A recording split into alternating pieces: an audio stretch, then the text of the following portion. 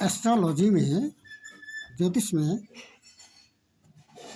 जीवन से संबंधित घटनाओं पर, भूत, वर्तमान और भविष्य से संबंधित घटनाओं पर फल विचार के लिए कुछ विशिष्ट सिद्धांत हैं, कुछ विशिष्ट थ्योरी है जिनके आधार पर फल विचार किया जाता है। ये संभावनाओं पर आधारित है, संपूर्ण ज्योतिष संभावनाओं पर आधारित है और तर्कसंगत है और वास्तविक है। इसके लिए मुख्य रूप से नंबर एक वैदिक ज्योतिषी का वर्णन आता है और दूसरा केपी एस्ट्रोलॉजी। अब ये जो वैदिक ज्योतिष है, ये नक्षत्र तक ही इसमें बातें की गई हैं। कहने का मतलब ये है कि ग्रह और नक्षत्र को 4 चरणों में बांटकर ही उस पर फल विचार किया जाता है, जबकि कृष्णामूर्ति एस्ट्रोलॉजी में नक्षत्र को 9 भागों में बांटा गया है। ये जो 9 अंग हैं, ये ग्रह की महादशा की अवधि के आधार पर इनको बांटा गया है। कहने का मतलब ये है कि वैदिक ज्योतिष है, जैमिनी ज्योतिष है, भृगु संहिता है, नाड़ी है, लाल किताब है, सरल ज्योतिष है और केपी एस्ट्रोलॉजी को यदि 2 भागों में बांटा जाए तो नंबर 1 आता है वैदिक ज्योतिष और दूसरा आता है कि कृष्णामूर्ति एस्ट्रोलॉजी।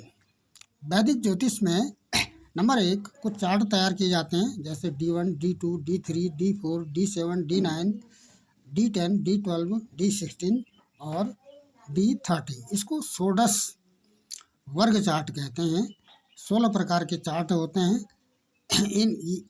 जैसे यदि हमने पार्टनर के संबंध में बात करनी है या विवाह के संबंध में बात करनी है तो इसमें D9 देखा जाता है और D10 से कर्म भाव देखा जाता है। दूसरा है अष्टक वर्ग। वैदिक ज्योतिष में अष्टक वर्ग का वर्णन किया गया है।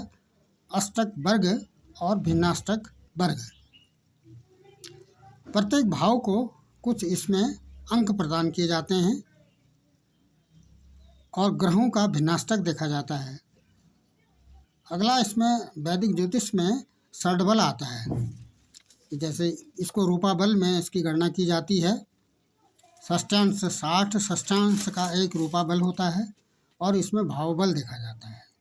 अगला जो वैदिक ज्योतिष में बातें की जाती हैं वो भाव और भाव के कारकत्व है, जैसे प्रथम तन, द्वितीयम धन, तृतीयम पराक्रम, सुख चतुर्थकम, पंचमम संतति, षष्ठम दुख, सप्तमम मारक भाव, अष्टम छिद्र, नवम भाग्य, दसम कर्म, एकादश आय, द्वादश तु व्यय। उसके बाद ग्रह की स्थिति देखी जाती है और ग्रह की राशि का फल देखा जाता है, जैसे ग्रह उच्च है, नीच है, स्वराशि में है, मूल त्रिकोण में है, ये मित्र राशि में है या शत्रु राशि में है, ये इसमें ग्रह की बातें की जाती हैं। और ग्रह की राशियाँ, कौन सी राशि में ग्रह बैठा हुआ है, ये इसमें देखा जाता है। जहाँ पर यदि राशि की बात की जाए तो चर राशि होती है, स्थिर राशि और द्विस्वभाव राशि। 1, 4, 7, 4 नंबर की जो राशि है, मेष राशि, कर्क राशि, तुला राशि और मकर राशि, ये चर राशियाँ हैं। चर राशियों का यदि लग्न होगा तो वहाँ पर 11वें भाव में जो राशि बैठी होगी वो बाधक ग्रह, वो बाधक राशि कहलाती है। वहाँ पर बैठा उस राशि का जो स्वामी होता है वो बाधक ग्रह कहलाता है। अब ये बाधक ग्रह भी निश्चित समय तक ही बाधा करते हैं, उसके बाद फिर ये अपनी बाधा तोड़ देते हैं। जैसे बुध है, ये 32 वर्ष तक इसका प्रभाव रहेगा। कुछ ग्रह 22 वर्ष तक ही बाधक रहते हैं, उसके बाद ये बाधक मुक्त हो जाते हैं। उसके बाद राशियाँ अग्नि तत्व की हैं, पृथ्वी तत्व की है, वायु तत्व की है और जल तत्व की है। 1, 5, 9 ये अग्नि तत्व की राशियाँ हैं, 2, 6, 10 पृथ्वी तत्व की है और 3, 7, 11 वायु तत्व की है और 4, 8, 12 ये जल तत्व की राशियाँ हैं। और प्रमुख बात वैदिक ज्योतिष में जो बातें की गई हैं वो पराशर द्वारा ग्रह के कार्यकत्व। कहने का मतलब ये है कि सूर्य के क्या कार्यकत्व हैं, चंद्रमा के क्या हैं, बुध के क्या हैं, देवगुरु बृहस्पति के क्या हैं, शुक्र के क्या हैं, शनि के क्या हैं राहु और केतु इनके कार्य करते इसमें देखे जाते हैं। मुख्य बात जो आती है दशा, ग्रहों की दशा। जैसे सूर्य को आचम और आजी सबू से इसका वर्णन किया जाता है। सूर्य को 6 वर्ष प्राप्त हैं, मंगल और केतु को 7 वर्ष हैं, चंद्रमा को 10 वर्ष है, और देवगुरु बृहस्पति को 16 वर्ष हैं, और शनि को 18 वर्ष है। राहु को 18 वर्ष है, शनि को 19 वर्ष और बुध को 17 वर्ष, ये वर्ष दिए गए हैं। उसके बाद गोचर आता है। ये बातें इसलिए कही जा रही हैं क्योंकि इसमें सिद्धांत हमने देखना है। कोई भी फल विचार करने से पहले इन सिद्धांतों की जानकारी होना जरूरी है। गोचर का मतलब होता है, जैसा कि जन्म के समय भी ग्रह गोचर में रहते हैं। जन्म के समय पर जो राशि सूर्य के सम्मुख आती है उसको लग्न कहते हैं, और इसी क्रम से ये राशियां स्थापित की जाती हैं। और ये ग्रह शनि 2.5 वर्ष में, देवगुरु बृहस्पति 1 वर्ष में, मंगल, सूर्य, बुध और शुक्र लगभग 1 महीने में, और चंद्रमा तो 2.5 दिन में राशि बदल देते हैं, और लग्न 2 घंटे में लग्न बदल जाता है। उसके बाद एक नियम आता है वैदिक ज्योतिष में, उसको भावत भावम का नियम कहते हैं।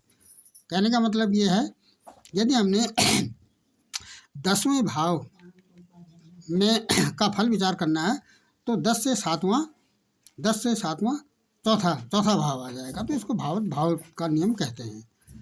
किसी भी ग्रह का 6-8 बार में होना अशुभ माना जाता है, इसको ठीक नहीं मानते हैं। 4 का मतलब ये 4-8 बार नहीं है, बल्कि ये 6-8 बार है। 6-8 बार में किसी भी ग्रह का होना शुभ नहीं माना जाता है। और ये जहाँ तक राशियों की बात की जाए तो राशियाँ समराशि होती हैं, विषम राशियाँ होती हैं। सौम्य राशि होती है और सम राशियाँ सौम्य हो जाती हैं, और विषम राशियाँ क्रूर कहलाती हैं। अब दूसरा चक्र आता है KP astrology. KP Krishnamurti astrology में एक नक्षत्र को जो 13 डिग्री 20 कला का होता है, 800 मिनट का होता है, उसको ग्रहों के हिसाब से इसको 9 भागों में बांट देते हैं। इससे पहले जो बातें हुई थी, जैसे सूर्य 6 वर्ष है, मंगल और केतु 7 वर्ष हैं, चंद्रमा 10 वर्ष है, तो इस क्रम से इसको 9 भागों में बांटा जाता है। कहने का मतलब ये है कि यहाँ पर जो नक्षत्र के खंड हैं वो घंटा, मिनट और सेकंड में यदि फल विचार करना कौन सी घटना किस समय घटित होगी, इसके लिए केपी एस्ट्रोलॉजी का आधार लिया जाता है। केपी एस्ट्रोलॉजी में नंबर 1 प्लैनेट, दूसरा नक्षत्र लॉर्ड, तीसरा सब लॉर्ड, और चौथा सब लॉर्ड का नक्षत्र लॉर्ड इसमें देखा जाता है। और हाउस सिग्निफिकेटर इसमें देखे जाते हैं, प्लैनेट सिग्निफिकेटर देखे जाते हैं। एक मुख्य बात आती है ये केपी एस्ट्रोलॉजी में, वो है अनटेनेंटेड। अनटेनेंटेड ग्रह का मतलब होता है वह ग्रह स्वयं अपने आप में परिपूर्ण होता है, उसको नक्षत्र लॉर्ड तक जाने की आवश्यकता नहीं होती, और टेनेंटेड के लिए नक्षत्र लॉर्ड देखना पड़ता है। कहने का मतलब यह, अनटेनेंटेड का मतलब ग्रह स्वयं उत्तरदायी है, वो अपने फल स्वयं देता है, और टेनेंटेड में वह नक्षत्र पर आश्रित रहता है। यदि इसका फल विचार करना हो, जैसे हमने आजीविका का करना है, तो 2, 6, 10, 11 देखा जाता है। ये भाव देखे जाते हैं, हाउस देखे जाते हैं। और विवाह के संबंध में, पार्टनर के संबंध में 2, 7, 11 देखे जाते हैं। और व्यवसाय में अगर 6 जुड़ जाएगा तो नौकरी भी करेगा और व्यवसाय भी करेगा। उसके बाद षष्ठेश जहाँ बैठता है, वह यदि षष्ठेश 12 में जाकर बैठ जाएगा, 12वें भाव में जाकर बैठ जाएगा, तो क्या होगा, रोग बढ़ाएगा, ऋण बढ़ाएगा और शत्रु बढ़ा देगा। यदि दूसरे भाव में जाकर बैठेगा तो धन की हानि कर देगा। ये कुछ फल विचार के टिप्स हैं। षष्ठेश यदि धन भाव में जाएगा तो धन की हानि कराएगा, धन मिलेगा लेकिन उसका ह्रास भी हो जाएगा। यदि हमने राहु और केतु का सिग्निफिकेटर देखना हो तो उसके लिए D1 चार्ट में राहु कहाँ पर है, किस राशि में है, तो उसी राशि का जो स्वामी है उसी का फल विचार किया जाता है, उसी के फल देता है, उसी राशि के फल देगा जिस राशि में वो बैठा है।